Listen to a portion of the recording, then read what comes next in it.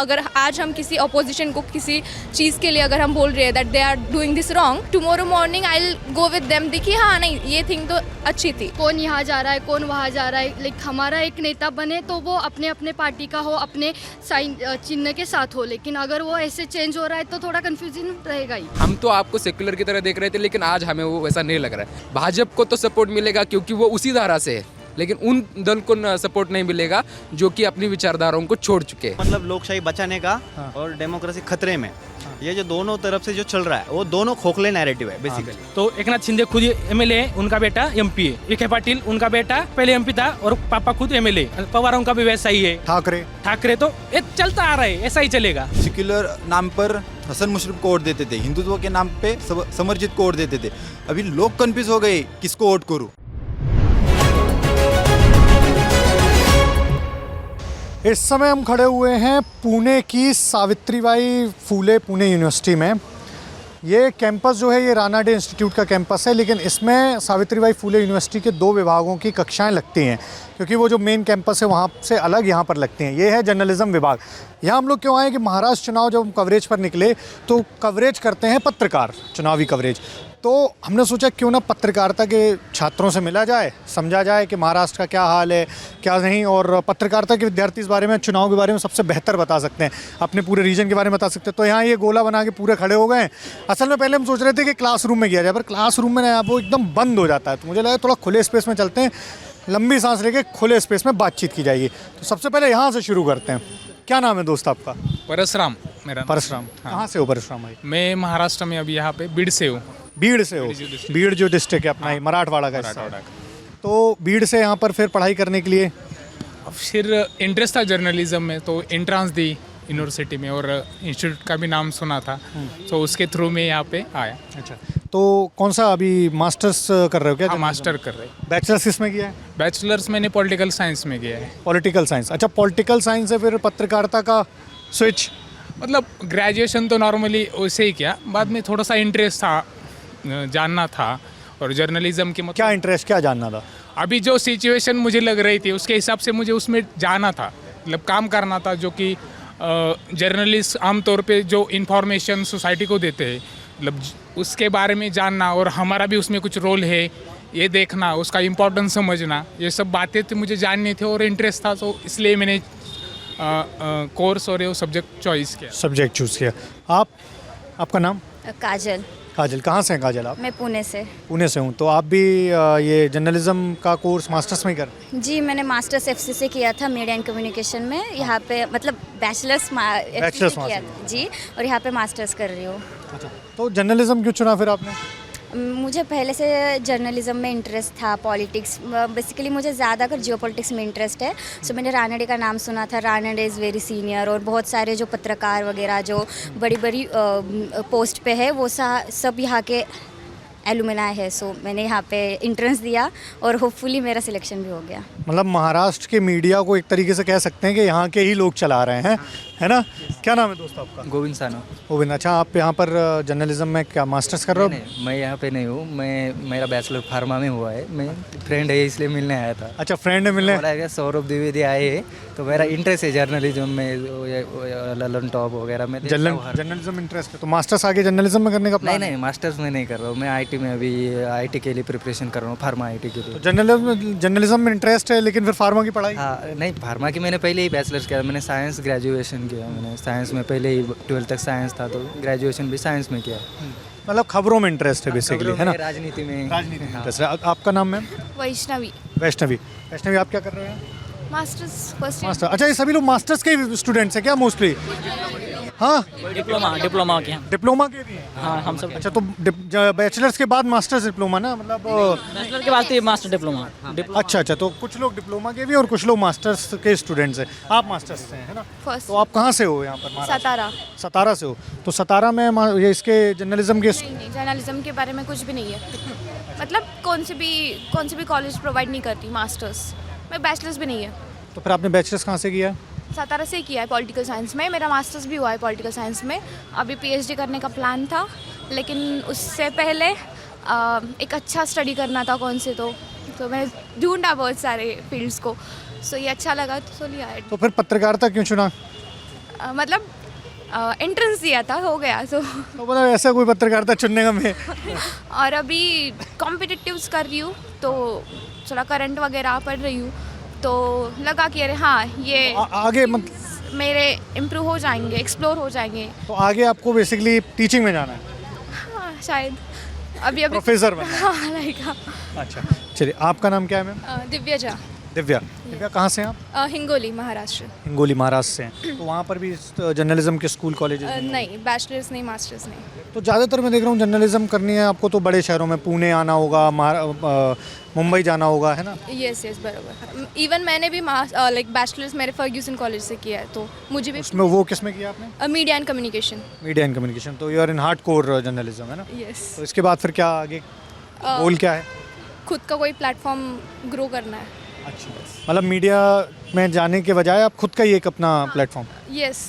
अभी कुछ जारी किया है, मतलब कुछ चालू किया है? हाँ शुरू किया है, क्या शुरू किया है? द कैटलिस्ट नाम का खुद का एक चैनल है। यूट्यूब चैनल लगाया है? नहीं, वेब पोर्टल है एंड इंस्टाग्राम चैनल। अच्छा, तो इसमें क्या आप खबरें बताते हैं? हाँ, मैगजीन्स लाइक मैगजीन के लिए जैसे आर्टिकल्स लिखते हैं वैसे आर्टिकल्स लिखती हूँ। एंड किस पर, किस सब्जेक्ट पे? पॉलिटिक्स पर या? सारे सब्जेक्ट्स, सारी बीट्स कवर करने का ट्राई करती हूँ। एंड आई ट्राई कि ज़्यादा से ज़्यादा अनबायस्ड रहूँ। अच्छा, हाँ, पत्रकारों को अनबाइज्ड होना भी चाहिए। तो जैसे आपने बताया कि आप सारा सब लिख रहे हो, तो इसमें महाराष्ट्र इलेक्शन का तो पूरा देख ही रहे होगे। यस। क्या एकदम कैसा लग रहा है महाराष्ट्र इलेक्शन? पूरा एकदम जोरों शोरों पे चल रहा है या पहले की तरह माहौल है जैसे पिछले इलेक्शंस में होता था? नहीं, इस साल कुछ लाइक अलग इलेक्शन चल रहे हैं। जैसे क्या अलग? जैसे कि पॉलिटिक्स चल रहा है अभी ओरिजिनली, और लोग भी बहुत ज़्यादा कंफ्यूज्ड है। जैसे हमें पता है कि ठीक है, इवन लाइक पार्टी है तो कौन सी पार्टी को वोट करना चाहिए, या लाइक कोई एक कैंडिडेट किसी एक पार्टी के लिए लॉयल नहीं है अभी।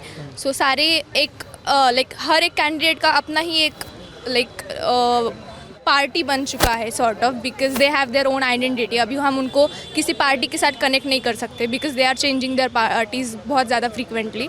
तो लोग उस हिसाब से बहुत ज़्यादा कंफ्यूज्ड है कि फिर हम ट्रस्ट किसके ऊपर करें। बिकॉज अगर आज हम किसी अपोजिशन को किसी चीज़ के लिए अगर हम बोल रहे हैं that they are doing this wrong, and tomorrow morning I will go with them, देखिए हाँ नहीं ये थिंग तो अच्छी थी। सो जिस हिसाब से वो स्विच हो रहा है, तो उस वजह से लोगों का जो ट्रस्ट वर्दीनेस है उसके ऊपर थोड़ा सा दिक्कत आ रहा है, डाउटफुल है। ट्रस्ट वर्दी वाला एक इशू। और आपको क्या लग रहा है महाराष्ट्र में क्या इस बार चुनाव में मुद्दे हैं जो लग रहा है कि हाँ ये इन पर लड़ा जा रहा है चुनाव? जैसे कि हमने मराठा रिजर्वेशन और मराठा का जो रिलीजन कास्ट जिनका ये हुआ है वोटर बेस के लिए, वोटर बैंक के लिए, वो एक अच्छा पॉइंट हमने देखा है कि उससे भी फ्लक्चुएशंस वगैरह आ सकते हैं। और इवन जब कैंडिडेट्स की लिस्ट निकालने वाले थे तब भी बहुत ज़्यादा हुआ। And there are many factors like religion वगैरह जिसको बहुत ज़्यादा अभी पॉलिटिकली यूज़ किया जा रहा है फॉर वोटर बैंक्स। और जनता के जो आम जनता के मुद्दे हैं आपको लग रहा है उस बार चुनाव में हैं? है, बट आई गेस वो कहीं ना कहीं अकॉर्डिंग टू मी जब मैं लोगों से बात करती हूँ तो वो कहीं ना कहीं सरप्राइज हो रहा है इन लोगों के इंटरनल झगड़ों के बीच। सो पॉलिटिशियंस आर मोर इनटू कि अभी हम कैसे वर्कआउट करें, या पॉलिटिक्स हम फिर किस पार्टी के साथ अलाइन करें, या कौन से कैंडिडेट्स हैं जिनको हम इस साल खड़ा करें। इसमें ही इतने ज़्यादा इस बार बहुत ज़्यादा कॉम्प्लिकेशंस है कि मुझे लग रहा है कि बाकी चीज़ें थोड़ा सा स्टेप डाउन हो रहा है। बाकी चीज़ें थोड़ा सा स्टेप डाउन हो गई। और भी लोगों से बात करेंगे। आप मास्टर्स सॉरी ये डिप्लोमा के मैं डिप्लोमा वालों से ही बात कर रहे हैं। अभी तक तो हम लोग बेसिकली पूरा मास्टर्स वालों से ही बात कर रहे थे जो डिग्री कर रहे हैं। तो ये बताइए कि कहाँ से सबसे पहले तो आप? सर मैं अहमदनगर, अभी जो फिलहाल केंद्र सरकार ने अहिल्या नगर बनाया वहाँ से। अहिल्या नगर से नाम बदल के वहाँ का नगर का नाम बदल गया। अच्छा, महाराष्ट्र में उसको अहमदनगर नहीं नगर बोलते थे? नगर बोलते हैं, हाँ। तो क्या नाम है दोस्त आपका? मेरा नाम अरविंद कड़। तो यहाँ के बाद फिर डिप्लोमा के बाद फिर पत्रकारिता में आना? पत्रकारिता एक्चुअली मैंने पिछले साल डिजिटल मीडिया में काम किया 1 साल महाटॉक्स लाइव में। अभी फिर यहाँ पे डिप्लोमा कर रहा हूँ। इसके बाद प्रिंट नहीं तो फिर मीडिया में। प्रिंट नहीं तो मीडिया, मतलब हार्डकोर जर्नलिज्म में? Yes yes yes. और इसका मोटिवेशन जर्नलिज्म में आने का? मोटिवेशन ऐसा कुछ नहीं है, मतलब फिलहाल मैं तो सिविल सर्विस की तैयारी कर रहा था। अच्छा, यूपीएससी की तैयारी कर रहे थे? वो नहीं हुआ इसलिए प्लान बी। अच्छा, तो जर्नलिज्म को प्लान भी रखा हुआ? प्लान भी रखा है।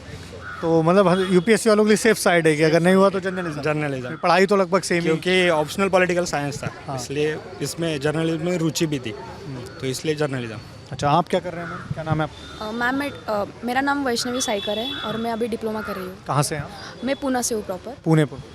इससे पहले क्या किया आपने बेसिकली? मैं जस्ट ग्रेजुएट हूँ और मेरा अभी मास्टर चालू है पॉलिटिकल साइंस में। पहला साल हाँ, और मेरा अभी BA पॉलिटिकल साइंस में। अच्छा, पॉलिटिकल साइंस वालों से मैं समझना चाह रहा था कि ये महाराष्ट्र की पॉलिटिक्स जो चल रही है इस बार, ये तो बड़ा कंफ्यूजिंग सा मामला है पॉलिटिकल साइंस के स्टूडेंट्स के लिए। तो ये मतलब इलेक्शन मुझे लग रहा है कि एकदम पूरा रट डालो टाइप हो गया है कि हाँ, यहाँ से सबसे बेस्ट सीखा जा सकता है। सर सीखा तो बहुत जा सकता है, लेकिन अभी इस मामले में इस इलेक्शन में कोई ज़्यादा उनके बारे में बोल नहीं सकता। लेकिन ये जो अब क्यों नहीं बोल सकता?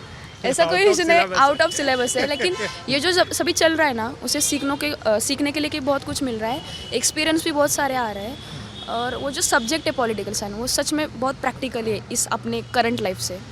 सो आई थिंक जैसे आपको पॉलिटिकल साइंस में, जैसे आम दिल्ली की पॉलिटिक्स है, दिल्ली की राजनीति, फलाने नेता ने कुछ कह दिया, दिमागी नेता ने ये कह दिया, फिर जातियों की गणित है, तो पॉलिटिकल साइंस में क्या क्या समझाते हैं, किस तरीके से अप्रोच करते हैं कि सोसाइटी में जिस तरीके से पॉलिटिक्स होती है उसको आप लोग कैसे अप्रोच करते हैं पॉलिटिकल साइंस के स्टूडेंट?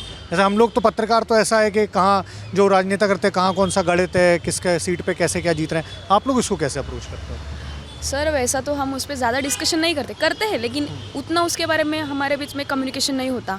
वो खाली हम हमारे स्टडी के ऊपर ही जितना वो हमको सफिशिएंट है, ज़्यादा इन्वॉल्व नहीं होते। थ्योरीज इंडिविजुअली थ्योरीज का भी वैसा बोला गया तो वैसा नहीं है उसमें ज़्यादा। तो दिन में क्या पढ़ाई, मतलब दिन भर में, मतलब बताइए ना, पॉलिटिकल साइंस में किस तरह से पढ़ाई होती है? अभी तो मैं जिस यूनिवर्सिटी में हूँ, तिलक महाराष्ट्र में, एक्चुअली मैं एक्सटर्नल स्टूडेंट हूँ। I am a professionally player because मेरे को इतना टाइम नहीं है। अच्छा, आप क्या खेलते हैं? मैं सॉफ्टबॉल नेशनल गोल्ड मेडलिस्ट हूँ, अरे बेसबॉल भी खेलती हूँ।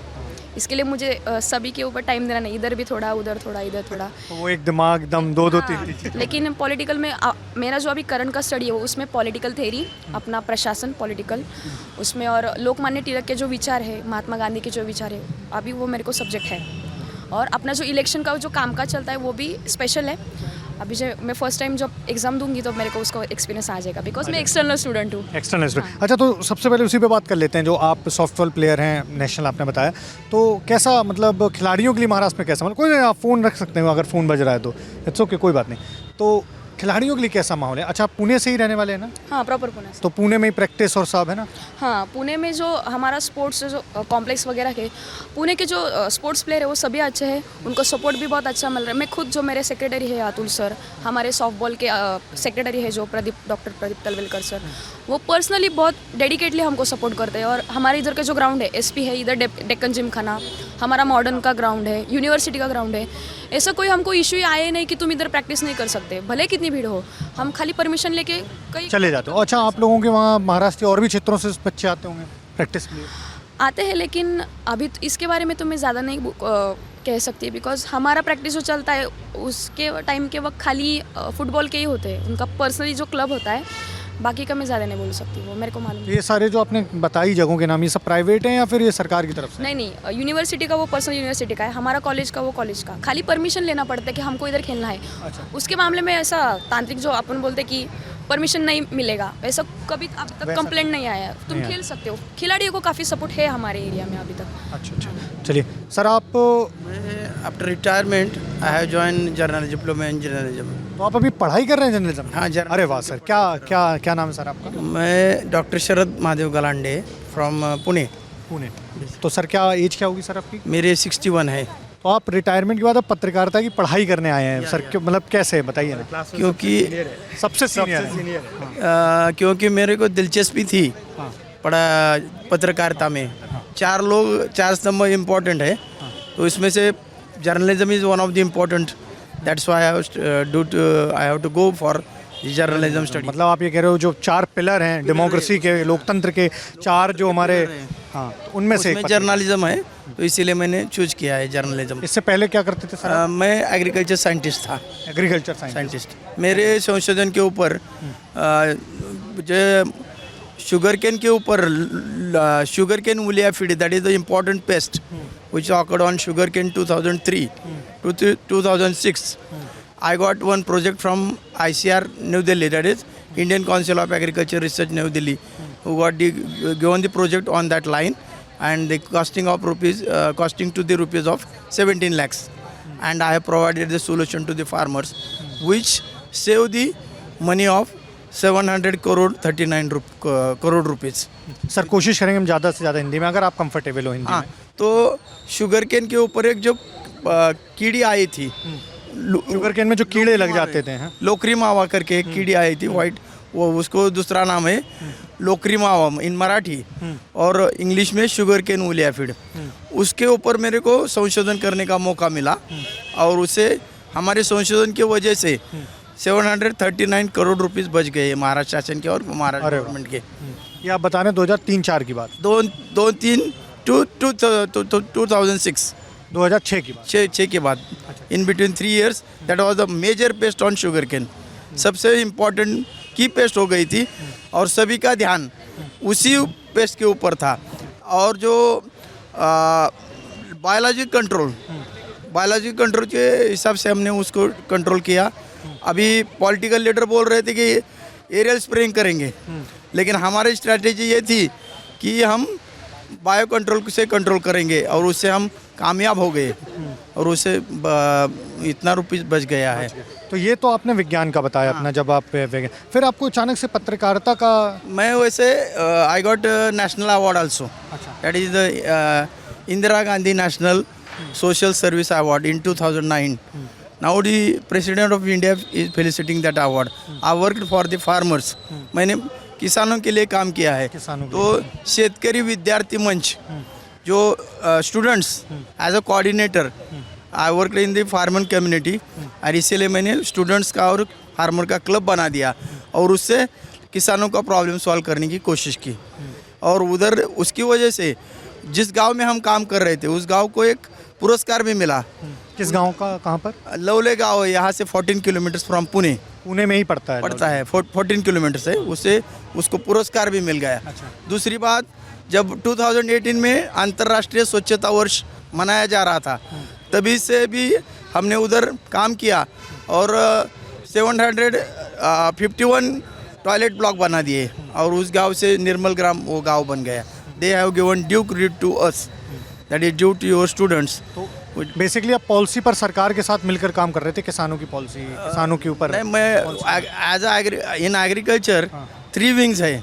एक लोगों को पढ़ाई भी करना होता है, संशोधन भी करना पड़ता है, और लोगों का प्रॉब्लम भी सॉल्व करना पड़ता है। वैसे education and research and extension, there are 3 wings. On that 3 wings I have tried. अच्छा, आपने कब तक फिर ये छोड़ा, कब विज्ञान का फील्ड? मैं अभी 1992 में, वैसे मैं public service commission, I have selected in public service commission also, but I refuse to join. I work for the farming community. नहीं, लेकिन मुझे ये बताइए ना सर, जैसे पत्रकार आपने ये सेकेंड 31 मई 2024 अभी 2-4-5 महीने हो गए। लेकिन फिर ये फैसला कैसे किया सर कि एकदम से पत्रकारिता में आना है? वैसे मैं जब पढ़ाई कर रहा था तभी मेरे को लग रहा था कि जो पत्रकारिता है वो बड़ी इम्पोर्टेंट चीज़ है, इसीलिए मैंने तभी से मन में चाव रखा था मैंने, और ये अभी मौका मिला मेरे को रिटायरमेंट के बाद। वैसे 2 चीज़ मैं करना चाहता था, एक लॉयर बनना था, इसीलिए मैंने तो 2002 में 2002 के बाद मैंने PhD करने के बाद मैंने एडमिशन भी लिया था, लेकिन मेरी ऑफिस की वजह से I could not complete law, but I have decided to complete at least पत्रकारिता। तो एक शौक तो पूरा करना है, एक करेंगे, इसीलिए मैंने वैसे मैं आर्टिकल भी लिखता हूँ। अभी आर्टिकल मराठी में बहुत सारे आर्टिकल लिखे हैं मेरे, 1-2 किताब भी छप गए हैं। और इसके बाद सर, जैसे पत्रकारिता के बाद फिर प्रॉपर पत्रकारिता करना है? प्रॉपर पत्रकारिता भी थोड़ी बहुत करनी है, और मेरे को आर्टिकल लिखना है मेरे को बेसिकली महाराष्ट्र की राजनीति पर।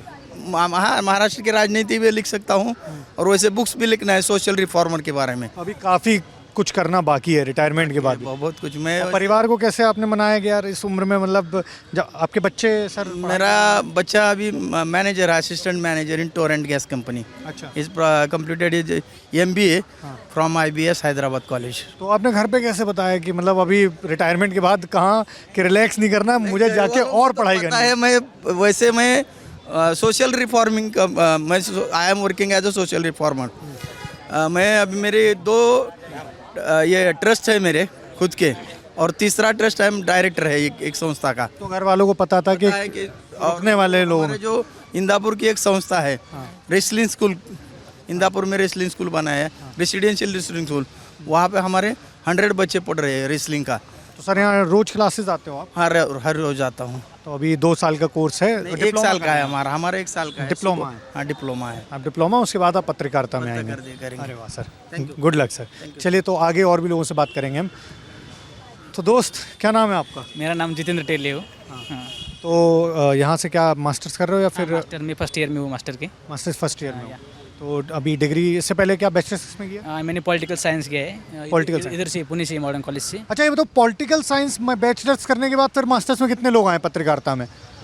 काफ़ी संख्या है, मतलब पॉलिटिकल साइंस वालों की पत्रकारिता। अच्छा इधर आइए, आप बताइए पॉलिटिकल साइंस में कैसे, क्या नाम है आपका? किरण।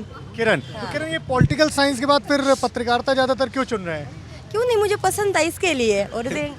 और जर्नलिज्म में आना है तो पॉलिटिक्स तो आना ही चाहिए ना। बिल्कुल बिल्कुल। हाँ, और अच्छा एक बीट है और हमें पता भी होना चाहिए उसके बारे में। ज़्यादातर लोग न्यूज़ और जर्नलिज्म का कवर करते हैं तो पॉलिटिक्स में ही, इसीलिए। और मुझे पसंद है, और मैं बारामती से हूँ तो मुझे पॉलिटिक्स कैसे पसंद नहीं होगा। और मैं बारामती की तो पॉलिटिक्स का मतलब जान है, ऐसे बोलते हैं ना, तो ये है, सच बात है। इस आप भी मानते होंगे। हाँ बिल्कुल। अरे बारामती क्या, मैं खुद उत्तर प्रदेश हूँ और उत्तर प्रदेश से हूँ, और उत्तर प्रदेश में तो फिर पॉलिटिक्स हर किसी को, मतलब हाँ, बच्चे मुझे पहले से ही पॉलिटिक्स तो पसंद है। और मैंने ज़्यादातर देखा है तो न्यूज़ देखती हूँ तो जर्नलिज्म नहीं होते ज़्यादा, पॉलिटिक्स में होते लड़के लड़कियाँ। तो मुझे अट्रैक्शन था कि भाई चलो पॉलिटिक्स लेते, इंटरेस्ट तो है तो जर्नलिज्म ही कर लेते हैं, उसमें भी स्कोप है, तो इसलिए मैंने ये जर्नलिज्म लिया। तो अब आगे जाने के बाद फिर पॉलिटिक्स में जाएंगे या जर्नलिज्म में जाएंगे? पॉलिटिक्स में। पॉलिटिक्स में, मतलब बारामती के लोग पॉलिटिक्स में ही जाएंगे क्या? हाँ, तो जो खानदानी रिवाज जो चलता आ रहा है वही हम आगे लेके जाएंगे ना, थोड़े बदलेंगे। अच्छा, मतलब पूरे बारामती का ये रिवाज है कि पॉलिटिक्स में ही जाना है? नहीं, ऐसा कुछ नहीं, अच्छा, जिसे पसंद है वो। अच्छा, आप लोग के, चूंकि महाराष्ट्र में कई सारे लीडर हैं जो पहले पत्रकार थे फिर वो राजनीति में आए, तो आप लोग का वैसा तो नहीं है कि नहीं पत्रकारिता कर लेते, राजनीति का एंट्री? हाँ, मेरा कुछ वैसा ही है। आपका बिल्कुल वैसा ही है। नहीं कुछ, लेकिन नहीं, मुझे पॉलिटिक्स से ज़्यादा तो जर्नलिज्म पसंद। जर्नलिज्म, हाँ, और मुझे करने में इंटरेस्ट है क्योंकि मुझे टीवी से ज़्यादा अट्रैक्शन है, सो इसीलिए। क्या पत्रकारिता में मान लीजिए आएंगे तो क्या करना चाहेंगे? एंकरिंग, रिपोर्टिंग, क्या? एंकरिंग और रिपोर्टिंग। एंकरिंग और रिपोर्टिंग, हाँ। महाराष्ट्र के लिए? हाँ, महाराष्ट्र के मुद्दों पे इस बार चुनाव में क्या लग रहा है महाराष्ट्र का पूरा? बारामती से बाहर का भी बताना है। बारामती से बाहर तो हम जाते ही नहीं है। नहीं फिर भी क्या, बारामती का भी बताइए, बारामती बाहर का भी क्या लग रहा है इस बार? हाँ, अब या लग तो रहा है भाजपा तो आने ही वाला है, और बारामती से मैं लिख कर देती हूँ अजित पवार तो आने ही वाले हैं, उसमें कोई शक नहीं वहाँ है। तो शरद पवार भी हैं। शरद पवार भी है, लेकिन जिस हिसाब से वो खड़े रहे उस हिसाब से तो वही आएंगे ना। तो पहले सुनीता, मतलब भाजपा से खड़ा किया था तो वो आए नहीं, लेकिन इस बार इसे मतलब ऐसे कॉन्फिडेंस है तो वो खड़े रहे कि वही आएंगे। और हमें सबको ऐसा लगता है कि तुतारी नहीं घड़ाली आएगा इस बार। तुतारी नहीं घड़ाली है, मतलब तुतारी शरद पवार नहीं घड़ाली आएगी, ये? हाँ, ये लगता है। अच्छा एक चीज़ बताओ, जैसे सुबह अपन लोग पेपर, पत्रकारिता के विद्यार्थी सभी लोग पेपर पढ़ते होंगे, है ना? अभी आजकल जैसे पेपर खोल रहे हो तो दलों वालों का दिख रहा होगा, कोई कहीं जा रहा है, कोई कहीं जा रहा है, तो कंफ्यूजिंग लगता है क्या थोड़ा बहुत? क्या मैम, क्या नाम है आपका? सॉरी, यशस्वी। जी, मैं कह रहा हूँ कि जैसे पेपर खोल के देख रहे होगे, पिछले 2-3 महीने में, 4 महीने में देखे होंगे, इतने लोगों के दल बदल गए, थोड़ा कंफ्यूजिंग सा लगता है क्या? हाँ, लगता है, क्योंकि अगर आप एक क्या बोलते हैं, अगर एक मतदार के रूप से सोच रहे हैं तो आपको ये थोड़ा कंफ्यूजन लगेगा, क्योंकि कौन यहाँ जा रहा है, कौन वहाँ जा रहा है। लाइक हमारा एक नेता बने तो वो अपने अपने पार्टी का हो, अपने साइन चिन्ह के साथ हो, लेकिन अगर वो ऐसे चेंज हो रहा है तो थोड़ा कंफ्यूजन रहेगा ही। थोड़ा बहुत कंफ्यूजिंग रहता है। और स्टूडेंट्स के लिए, जो जर्नलिज्म के स्टूडेंट, पत्रकार ही बोलता हूँ मैं आप लोगों को, क्योंकि थोड़े दिन में पत्रकार हो ही जाएंगे, पत्रकारों के लिए कितना कंफ्यूजिंग है ये? वही कि कौन से पार्टी में जा रहा है। अभी शिवसेना की, अभी जैसे अभी ये इलेक्शन देखो तो तीनों भी एक ही टाइप के हैं, शिवसेना एनसीपी।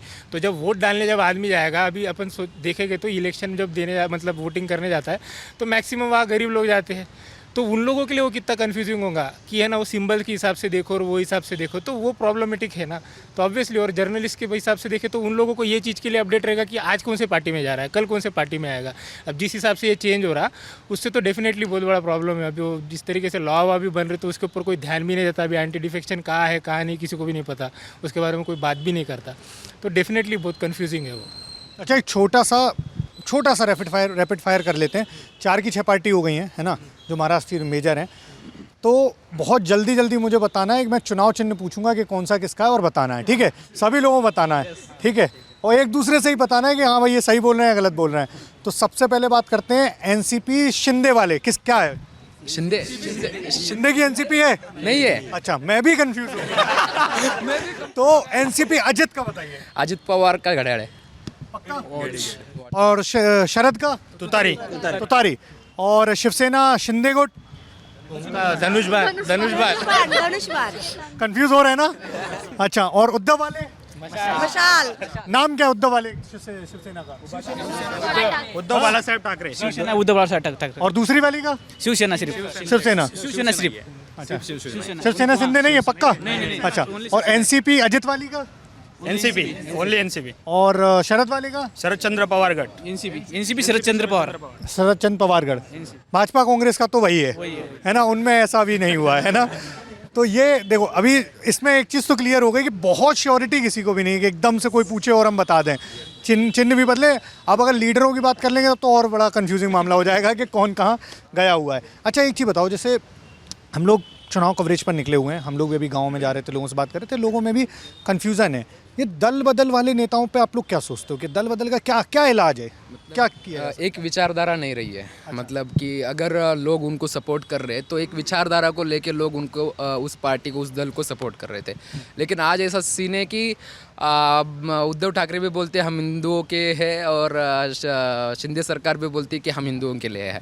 लेकिन अगर ये देखे, अजित पवार को देखे तो हमेशा सेक्युलर रहने की कोशिश करते थे, या फिर एनसीपी सेक्युलर रहने की कोशिश करती है। लेकिन आज वो जाके महायुति के साथ बैठी है जहाँ पे भाजपा है, और वो भाजपा क्या है कि पहले से उनका एक एजेंडा रहा हुआ है, तो उसी को फॉलो अभी भी करती आ रही है।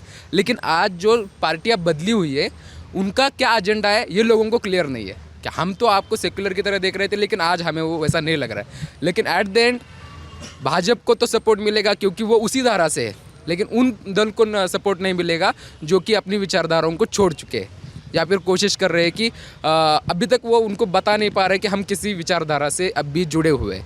वो बताने में नाकामयाब है, ऐसा मुझे लगता है। मतलब इस बार विचारधाराओं का पॉलिटिक्स, ये जो बोल रहे हैं ना, ये विचारधाराओं की बात तो है, लेकिन जब से मतलब पार्टियां पहले से फूटती थी, लोग इधर उधर जाते थे, मतलब उनकी कोई ज़रूरतें होती थी। लेकिन ये सबसे महत्वपूर्ण बात है, क्यों हो रहा है, जब से बीजेपी इस गवर्नमेंट में आई है, जब 14 से मतलब सत्ता में आई है, तब मतलब उसकी आम प्रैक्टिस रही है किसी भी तरह से विरोधकों को तोड़ो। हाँ, मतलब जो भी तरीका हो, मतलब ईडी कभी यूज़ करो, कभी मतलब कोई छोटे छोटे गट रहेंगे तो यूएपीए लगाओ, लेकिन कोई अपोजिशन ना रह पाए, उसका ये मतलब प्रैक्टिस है। लोग पहले से इधर उधर जाते थे। हाँ, मतलब उनके पास विचारधारा होती है, पार्लियामेंट्री जो पॉलिटिक्स है हमारा, उसमें से कोई ज़रूरतें आती है इधर उधर जाना, और मतलब इतना गलत भी नहीं है वो। और मतलब ये प्रैक्टिस क्या पुरानी भी है। लेकिन मैं बताता हूँ, भारतीय जनता पार्टी आरोप लगाती है कि 2019 का जो चुनाव हुआ था, 2019 का जो आपका विधानसभा चुनाव हुआ था, वो भारतीय जनता पार्टी और शिवसेना ने साथ में मिलकर लड़ा था। शिवसेना जो तब टूटी नहीं थी, है ना? तो उस चुनाव में दोनों को पार्टियों को मिला बहुमत। उसके बाद भारतीय जनता पार्टी आरोप लगाती है कि तोड़फोड़ तो ये हुई कि शिवसेना अलग होकर वो अपना एक, जिनके खिलाफ चुनाव लड़ा गया, उद्धव उस समय मुख्यमंत्री बने जब ये पार्टी टूटी, उसके पार्टी मतलब उनके साथ चली गई, एमवीएस इन्होंने गठबंधन बनाया। तो इनका ये आरोप रहता है कि तोड़फोड़ से पहले तो ये हुआ ना कि वो चले गए। लेकिन अभी ये स्थिति है, हम देखना चाहिए कि 3 मुद्दे बताएंगे। एक तो आज की राजनीति, क्या इसे राजनीति कहेंगे, ये एक अपना नाम है, परिवारवाद। नाम अपना। युवराज गटकल, मैं उस्मानाबाद से हूँ, ग्रेजुएशन बीटेक में किया है, अभी जर्नलिज्म कर रहे हो, सोशल यहाँ पर ही। हाँ, यहाँ पर ही। तो जिस तरीके से राजनीति चल रही है, इसे राजनीति कहना ही मुश्किल हो रहा है। ये तमाशा शब्द को भी बदनाम करेंगे, ये हाल है। तमाशा भले ये कला है, उसका तो हम रिस्पेक्ट करते हैं, लेकिन उससे भी ये जिस तरीके का माहौल तमाशा का बना रखा था, कि इमेज बनाए रखी, तो उससे खराब आज राजनीति, क्योंकि और परिवारवाद की, मतलब एक ही फैमिली के 3 पार्टियों से 3 कैंडिडेट अलग अलग लड़ेंगे। बारामती में क्या हो रहा है, अपने अपने साथ, तो परिवार के बाहर सत्ता नहीं जा रही है। दूसरे मतलब कोई खेल रहा है फैमिली में, तो इस खिड़की से उस खिड़की में योजनाओं के चेंडू डाल रहे हैं, बॉल जो है स्कीम का बॉल डाल रहे हैं। लेकिन हमें ग्राउंड की तरह पॉलिसी का ग्राउंड चाहिए, धोरणात्मक निर्णय प्रक्रिया चाहिए, उन मुद्दों के ऊपर इलेक्शन होना चाहिए, समुदाय के मुद्दे आने चाहिए, वो नहीं आ रहे। और तीसरी बात है, इलेक्शन हम एक समय देखते थे कि अंतर्राष्ट्रीय धोरण क्या है, हमारे ज़मीनी मुद्दे क्या है, इसके ऊपर इलेक्शन में प्रचार होते थे। आज क्या हो रहा है, इसको हार रहा है, उद्धव हार रहा है, शरद पवार हार रहे, देवेंद्र फडणवीस हार रहे, इनकी अपनी व्यक्तिगत अस्मिताओं के ऊपर राजनीति हो रही है। जनता के मुद्दे कहीं गायब हो रहे हैं।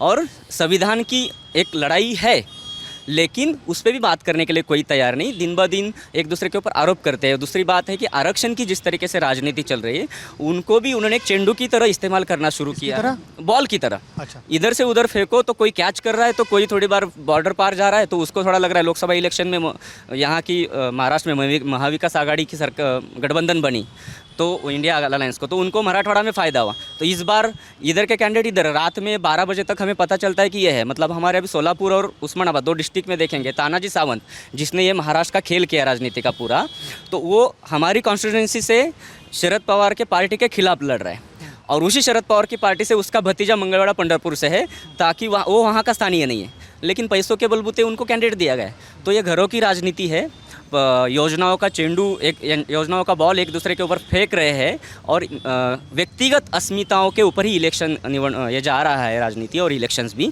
तो ये ज़मीनी मुद्दों पे आना चाहिए। किसानों के धोरणात्मक प्रक्रिया और एमएसपी जैसे मुद्दों पे आज भी कोई बात नहीं कर रहा है, जबकि 750 किसान इस देश में आंदोलन के तहत मारे गए। हम जानबूझ के मारे गए, कहते कि उस आंदोलन में जब हम साक्षीदार हैं, मैं 13 महीना उसी दिल्ली के बॉर्डर पे रहा, तो कई जगह ट्रैक्टर से और गाड़ी से कुचल कर मारा गया। जिन लोगों को मारा गया उनके साथियों को आज भी जेल है, और जिन्होंने मारा उनका बेटा, उनका बाप अभी मिनिस्टर की लिस्ट में है। लेकिन ये मुद्दे यहाँ पे भी हैं, एक दूसरे के ऊपर आरोप हो रहे हैं। अब जैसे कल अगर उद्धव ठाकरे का बैग चेक किया, अभी बोल रहे हैं कि शिंदे का भी किया, तो भाई अगर गृह मंत्री भी आ रहा है स्पेशल, और ये सबको पता है कि कोई पार्टी का लीडर बैग में पैसा लेकर नहीं घूमेगा, फिर भी उसको नीचा दिखाने की जो राजनीति महाराष्ट्र में चल रही है, तो शिंदे का भी होना चाहिए, क्योंकि पार्टी के समय तो आचार संहिता लगी रहती इलेक्शन के समय। लेकिन फिर देखिए, अब आप भी वहीं जा रहे हैं, बड़े नेताओं की बात हो गई, जनता के मुद्दे से आता है नहीं, इधर के कौन किसका चाहे होना चाहिए, किसका नहीं है ना। नहीं, इधर भटकाया जा रहा है, आपको भटकाया जा रहा है जनता को, फिर अस्मिता पे ला रहा है ना, कि उद्धव का बैग चेक किया, इसका बैग नहीं चेक किया। भाई मतलब बड़े कहाँ है? बड़े नेताओं की अस्मिता। हाँ, नैरेटिव जो बीजेपी स्थापित करना चाहती है कि मतलब हमने गठबंधन में इलेक्शन लड़ा था और ये वो अलग हो गए, बराबर है। लेकिन हालांकि देखो, नैरेटिव वो सच्चाई में थोड़ा, ये तो सच है ना कि वो साथ में लड़े थे साथ में, लेकिन अभी हिस्ट्री भी यही है। मतलब शिवसेना और बीजेपी पिछले 25 सालों से इकट्ठा थे। जब बीजेपी कुछ नहीं थी, मतलब जिसको गली में कोई पहचानता नहीं था, तब शिवसेना मतलब जो उसका मतलब जो बुरा जो मतलब हिंदुत्ववादी प्रोपेगेंडा मतलब जो प्रैक्टिस थी वो कर रही थी, बाद में बगल में ले लिया इसको। हाँ, और मतलब बीजेपी हिंदुत्ववादी, अब मैं समझा नहीं आप क्या बता रहे हैं। अभी बीजेपी क्या नैरेटिव स्थापित करना चाहती है कि मतलब हम साथ लड़े और ये छोड़ दिए, लेकिन बीजेपी को बढ़ाया किसने महाराष्ट्र में? किसने लड़ाया? मतलब शिवसेना ने ही बढ़ाया इतिहास की बात अगर हाँ, तो इतिहास मतलब उसका न्याय भी उनको मिलना चाहिए था ना। वो मांग क्या रहे थे? मुख्यमंत्री पद जो 2.5 साल का आधा ही मांग रहे थे ना, वो देना भी चाहिए था ना, मतलब हिस्टोरिकल मतलब ज़रूरत थी उनकी। नहीं, लेकिन अगर वैसे देखा जाए तो ज़्यादा सीटें तो भारतीय जनता पार्टी, हालांकि ये डिबेट बिल्कुल अलग है कि क्यों, किस वजह से कोई अलग हुआ, फिर पार्टियां किस वजह से टूटी, ये भी बहुत लंबी डिबेट भी बात है महाराष्ट्र में। हाँ, अभी दूसरी बात ये है कि मतलब लोकशाही बचाने का और डेमोक्रेसी खतरे में, ये जो दोनों तरफ से जो चल रहा है, ये दोनों तरफ के अपने अपने नैरेटिव, वो दोनों खोखले नैरेटिव है बेसिकली दोनों ही तरफ के खोखले नैरेटिव है। क्योंकि महाराष्ट्र में प्रोग्रेसिव फोर्स जो है वो अच्छी तादाद में काम करता है, होता है, उसको कितना हिस्सा दिया है वो ये लड़ाई में, जो एक्चुअली सड़क पे लड़ते हैं। बेसिकली मैं देखिए, लंबा करने के बजाय आप इन शॉर्ट जो वो बात बोल रहे थे वही बात आप बोल रहे हो कि जनता के मुद्दे कहीं ना कहीं हवा हैं, कोशिशें हो रही है कि अपने खानदानों की लड़ाइयाँ हैं कि भाई अपने परिवार की बात है, और इसी पे चलता आ रहा है, परिवार की सत्ता पे। बेसिकली इधर भी हम लोगों से बात करें, ये अभी हम इनसे बात कर रहे थे तो ये बता रहे थे कि इस बार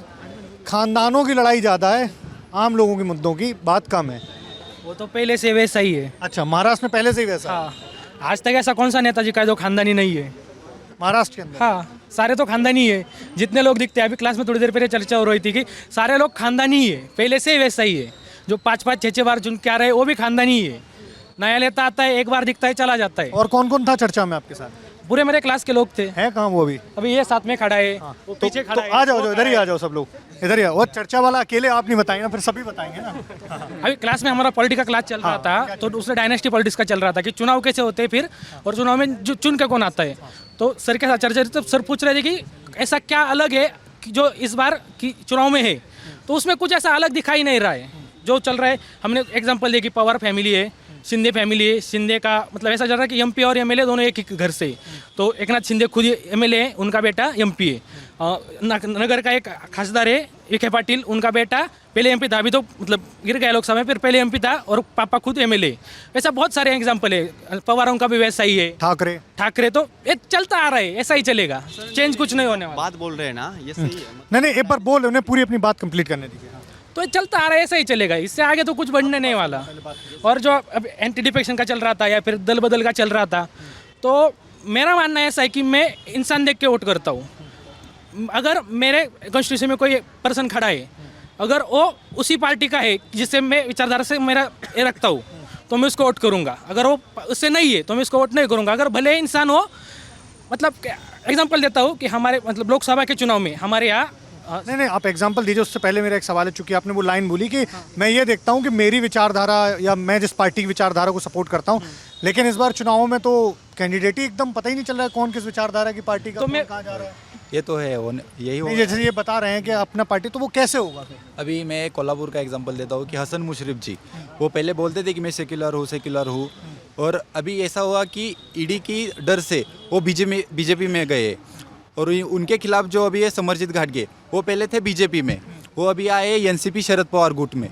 अभी लोग जो पहले सेक्युलर नाम पर हसन मुशर्रफ को वोट देते थे, हिंदुत्व के नाम पे समरजीत को वोट देते थे, अभी लोग कंफ्यूज हो गए किसको वोट करूं। अब बताइए, अगर आप कह रहे हो कि विचारधारा देखूंगा, अगर मान लो आपने विचारधारा से तय किया कि मान लो XYZ ये नेता हमारा, मैं इसको वोट करूंगा, कल रात को पता चल रहा है कि वो पार्टी बदल दिया। इंडिविजुअल पे डिपेंड करता है ना, मतलब मेरा इंडिविजुअल पर्सपेक्टिव ऐसा है कि मैं उसको वोट करूँ। तो मैं आपके इंडिविजुअल पर्सपेक्टिव से ये जानना चाह रहा हूँ कि आपने मान लो एक नेता चुना, उस नेता को आपका ये कहना है कि आप विचारधारा के आधार पर चुने, तो किसी भी पार्टी में हो ना, उससे मुझे फर्क नहीं पड़ता है। फिर लेकिन पार्टी के हिसाब से विचारधाराएं भी तो बदल गई। वही बोला ना कि मैं इंसान देख के वोट करूंगा, मैं पार्टी देख के वोट नहीं करूंगा इस टाइम।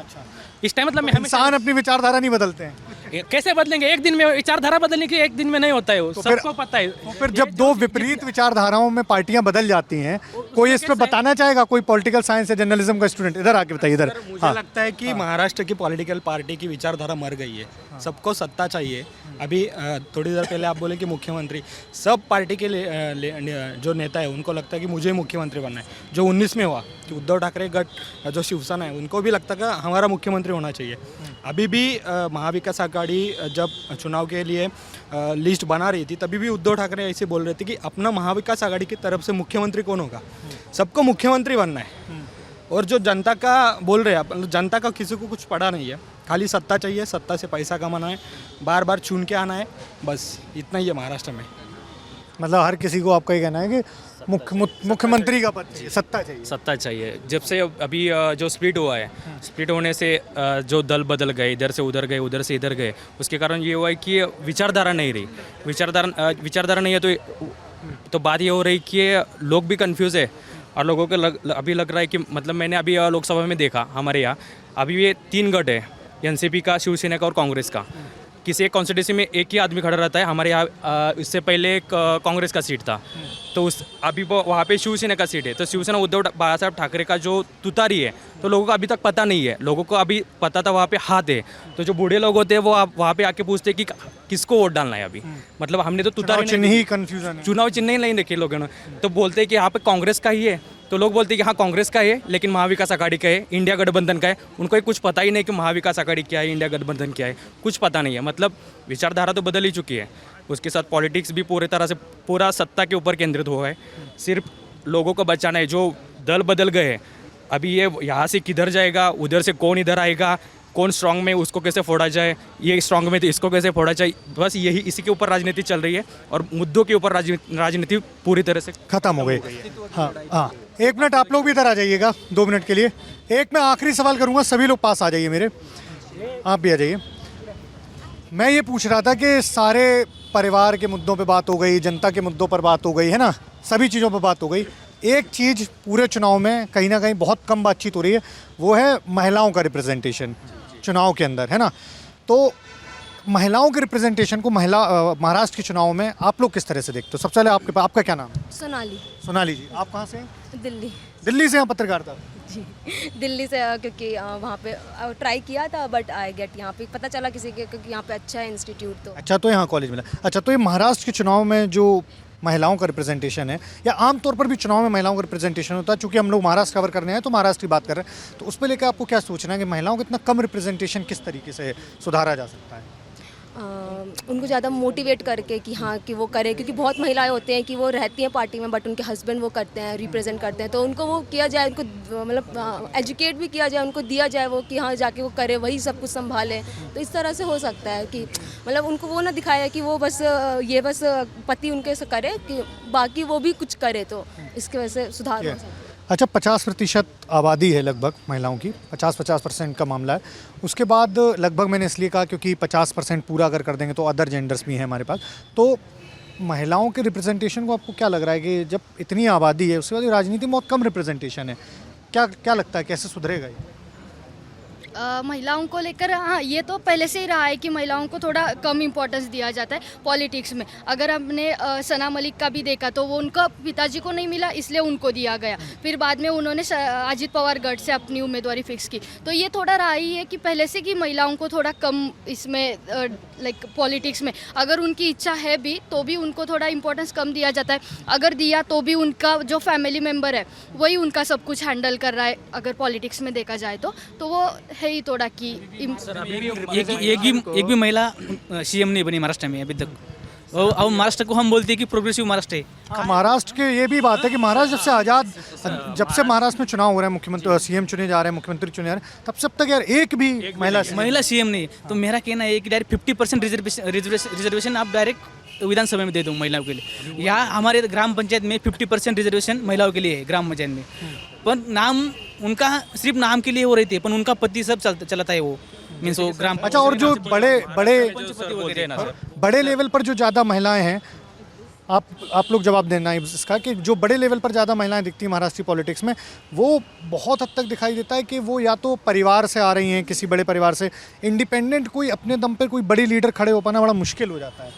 हाँ, उसका एक रीज़न मुझे लगता है कि महिलाएं खुद भी पॉलिटिक्स में इंटरेस्ट नहीं ले रही जो नहीं, मुझे तो लग रहा है आप लोग आप मैडम जो थी होंगी, लेकिन वो उनका कुछ रीज़न होगा, शायद फैमिली बैकग्राउंड से आती होगी या फिर कुछ तो बैकग्राउंड रहा होगा।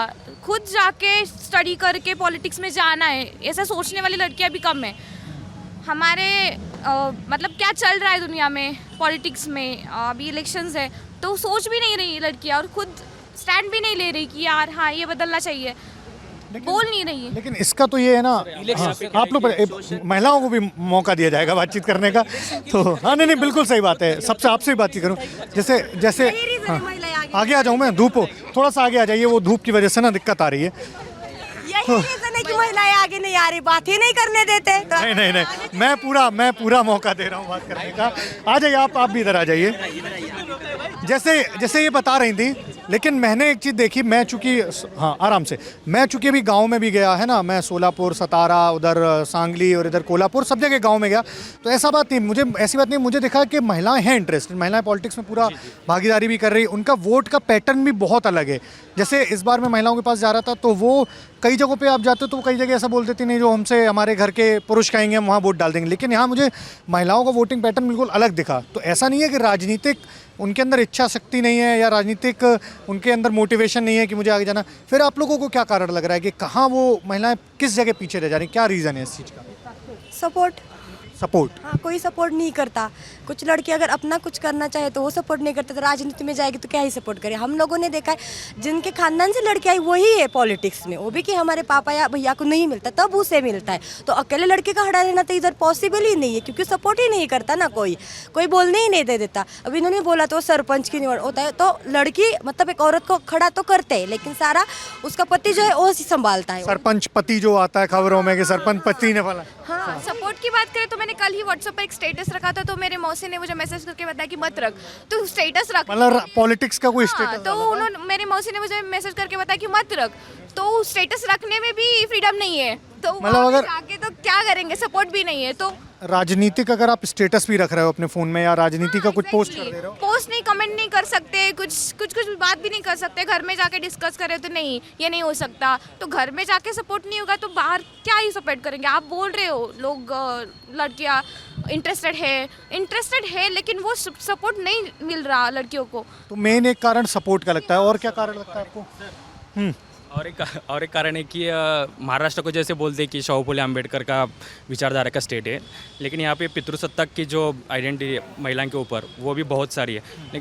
अभी मैंने देखा, मैं कोल्हापुर से हूँ, तो कोल्हापुर का अभी एक MP था जो कि चुनावी रैली चल रही थी और BJP का MP राज्यसभा का, उन्होंने बोला कि जो महिलाएं अभी कांग्रेस की रैली में दिख रही है उनके फ़ोटो निकालो, उनके फ़ोटो हमारे पास भेज दो, हम उनका बंदोबस्त करेंगे, क्योंकि वो यहाँ से पैसा लेती है लाडले बहना से और प्रचार प्रसार करती है कांग्रेस का। तो ऐसे बोलने से होता है कि मतलब वो मेंटेलिटी ऐसे कि महिलाओं को आगे आने से रोकती है, प्रतिनिधित्व करने से रोकती है, रिप्रेजेंटेशन देने से रोकती है। इसी कारण भी है कि सपोर्ट नहीं है महिलाओं को। महिलाओं जैसे वो तो उन्होंने बताया कि सपोर्ट एक तरह से, और क्या कारण लगते हैं सपोर्ट? पॉलिटिकल एजुकेशन भी शायद, पॉलिटिकल एजुकेशन भी महिलाओं को कम लगता है मुझे शायद, कि वो इंटरेस्ट नहीं ले रही है, उनको पता नहीं होता क्या चल रहा है। मतलब मुझे भी पता नहीं है शायद कि अभी जो चुनाव हो रही है उसका पॉलिटिकल पार्टी का साइन क्या है। वो तो खैर आप उसकी चिंता मत करिए, यहाँ बहुत कम लोगों को पता है क्योंकि इतना कंफ्यूजिंग हो गया है। एजुकेशन का भी लगता है मुझे कि पॉलिटिकल एजुकेशन वुमेन्स में कम ही है अभी तक, तो एक रीज़न हो सकता है। तो आपके हिसाब से पॉलिटिकल एजुकेशन को थोड़ा सा बढ़ाना चाहिए, और अगर जैसे सपोज आप लोगों को राजनीति में आना है तो आपको क्या लगता है कि किस तरीके की पुश की ज़रूरत है? एक्चुअली इंडिया का डेमोग्राफिक स्ट्रक्चर जो है वो अलग अलग स्टेट्स में डिफरेंट है। अगर लोकल पैटर्न देखा जाए तो जैसे ये बोल रही थी कि ग्राम पंचायत हो तो वहाँ जो रिप्रेजेंटेशन होता है तो किसी का भाई होता है, किसी के पापा होते हैं, वो जैसे करते उसी तरह से होता है। वैसे भी एक है ये है कि असेंबली में MLA का हो या फिर MP का इलेक्शन हो, परिवारवाद का जो हमारे यहाँ चलता आ रहा है ना, वो पैटर्न वहाँ भी हमें देखने को मिलता है। और ये डेमोग्राफिक स्ट्रक्चर ही है जिसकी वजह से थोड़ी देर रुक के बातचीत कर लेंगे। ये हमारा डेमोग्राफिक स्ट्रक्चर ही ऐसा है कि राजनीति में आने के लिए महिलाओं को वो एक बैकग्राउंड की ज़रूरत पड़ती है, उनको वो पॉलिटिकल नॉलेज होना चाहिए, सोशल स्ट्रक्चर का पता होना चाहिए। जैसे अगर मतलब महिलाएं मेन स्ट्रीम पॉलिटिक्स में हो ना पहले से ही, जैसे हम लोग कॉलेज में अभी पढ़ रहे हैं, हमें अभी से अगर राजनीति की समझ है, हम उन चीज़ों में इन्वॉल्व हो रहे हैं, या फिर मेरा बैकग्राउंड किसी पॉलिटिकल इससे आता है तो मुझे उन चीज़ों की समझ ज़्यादा होंगी। ना कि अगर मतलब कोई भी एक कॉमन हाउस होल्ड लेडी है, उनसे हम एक्सपेक्ट नहीं कर सकते ना, वो तो कोई स्कीम आ रहा है वो उससे भी खुश हो सकती है, गवर्नमेंट का कोई अच्छा इनिशिएटिव है उससे भी खुश हो सकती है, अलग अलग चीज़ें हो सकती है। कोई वोटर है, वोटर भी एक्टिव है महिला, तो भी हम बोल सकते हैं कि वो राजनीति में एक्टिव है। और अगर कोई रिप्रेजेंटेशन में है, रिप्रेजेंटेटिव है, वो भी अच्छी बात है। अभी महाराष्ट्र जो इलेक्शन है 4000 रिप्रेजेंटेटिव है, उनमें से सिर्फ 350 महिलाएं रिप्रेजेंटेटिव है और 97 to 100 असेंबलीज ऐसी हैं। ढंग से 10% भी नहीं। हाँ, 10% भी नहीं हुआ है। तो हमें ये करना ज़रूरी है कि महिलाओं को मेन स्ट्रीम पॉलिटिक्स में लाना ज़रूरी है। इसके लिए सोशियो इकोनॉमिक बैकग्राउंड हो या फिर पॉलिटिकल एजुकेशन हो, ये देना ज़रूरी है, लेकिन उसकी शुरुआत जो है ना वो स्कूल या फिर कॉलेजेस से होनी चाहिए, सबसे बेसिक लेवल से शुरुआत। हाँ, क्योंकि वहाँ से ही लोगों को पता चलना चाहिए वोटिंग क्या होता है, वोटिंग का एज क्या होता है, और पॉलिटिकल पार्टीज़ क्या होती है, लोकल लेवल पे इलेक्शंस कैसे होते, वो सिलेबस में होता है। ठीक है, सिलेबस में हम पढ़ते हैं ग्राम पंचायत में ये ऐसा होता है, ग्राम सभा होती है, पंचायत समिति होती है, नगर परिषद होती है, लेकिन वहाँ का इलेक्शन कैसा होता है, लोकल जो ये इंस्टीट्यूशंस होती है, यहाँ में मतलब जहाँ लोग पढ़ रहे हैं ना, ये उनको पता होना चाहिए कि हमारे इधर ये नहीं है कैंडिडेट है, तो उनको समझ आएगी ना कि हमारे यहाँ ऐसा पॉलिटिक्स होता है, फिर उनको बाकी चीज़ों का भी नॉलेज आएगा। इस तो ठीक है, लेकिन महिला को खुद भी इंटरेस्ट लेना चाहिए शायद चीज़ों में। सपोर्ट तो मिलेगा ही, तो खुद जाएंगी तब मिलेगा ना। तो महिला इंटरेस्ट नहीं ले रही है, वो मतलब लाइटली ले रही है थिंग्स। और जो नहीं, जैसे मैं इनसे शोषण व्यवस्था, फिल्म इंडस्ट्री के बाद महिलाओं का शोषण राजनीतिक करियर में बहुत होता है।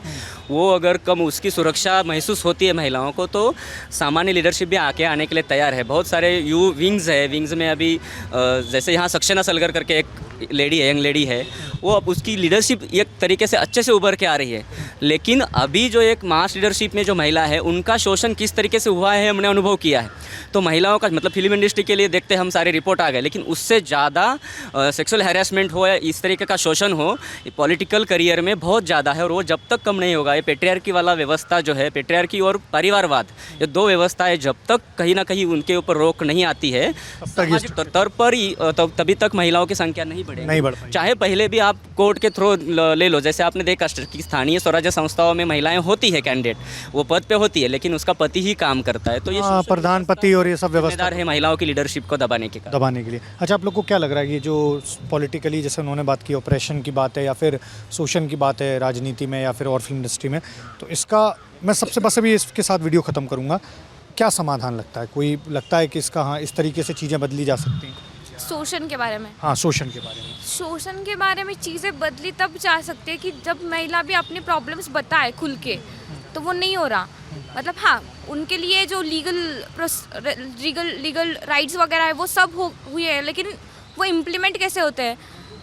मतलब मुझे अगर प्रॉब्लम है तो वो खुल के बताना भी चाहिए, तो वो नहीं बताते महिला। मतलब लाइक कि अभी पॉलिटिकल नहीं, लेकिन जैसे आप बोल रहे हो कि महिलाएं बताती नहीं, ऐसा कई बार होता है कि महिलाएं आती हैं, आगे बताती हैं, पर वो चीज़ें आगे आ नहीं पाती हैं, ऐसा भी कई बार होता है ना। यही तो मुद्दा है, मतलब वुमेन का ये है कि वुमेन रिप्रेजेंटेटिव कम है, इसीलिए महिलाओं का मुद्दा भी आगे नहीं जाता है ना।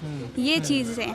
हमारे यहाँ का, मैं नांदगांव असेंबली से हूँ, वहाँ पे एक कहाँ पड़ती है ये नासिक में है। नासिक में, हाँ।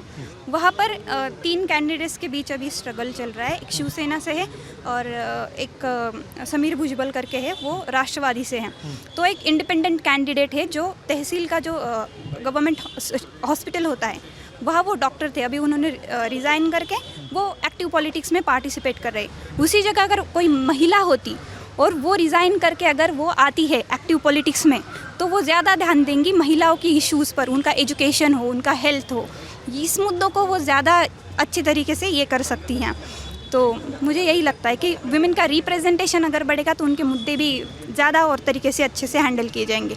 ऐसा नहीं है कि उनके वो मुद्दे नहीं उठाती है या फिर वो बोलती नहीं है, लेकिन वो आगे इसलिए नहीं आ पाते कि हाँ, ज़रूरी है कि हमें रिप्रेजेंटेशन बढ़ाना चाहिए। 10%, 100% में से अगर 10% ही भी नहीं है, हाँ 10% भी पूरा नहीं, 10% भी नहीं है, तो ये ज़रूरी है कि विमेन रिप्रेजेंटेशन बढ़ाना चाहिए। और ये टोटली डिपेंड करता है डेमोग्राफिक स्ट्रक्चर जो है हमारा यहाँ का। दूसरे जो मेल कैंडिडेट्स है पॉलिटिक्स में, उनका भी ये बनता है कि महिलाओं को राजनीति में आने देना चाहिए। ऐसा नहीं है कि परिवारवाद या फिर दूसरी वजह से अगर कोई महिला पॉलिटिक्स में तो उनका कोई ओपिनियन नहीं, बिल्कुल मैं काम नहीं करती, वो करती है, ऑफ कोर्स करती है। कोई महिला सरपंच भी हो, अगर दूसरी महिला उनको प्रॉब्लम आके बताएंगे तो वो सॉल्व करेंगे ही ना। तो ये है कि रिप्रेजेंटेशन, आपका ये कहना है कि पहले रिप्रेजेंटेशन बढ़े, उसके बाद हम देखेंगे कि खानदान और ये सी चीज़ें बाद में, पहले रिप्रेजेंटेशन बढ़े। एनी हाउ रिप्रेजेंटेशन को आप क्या बता रही थी?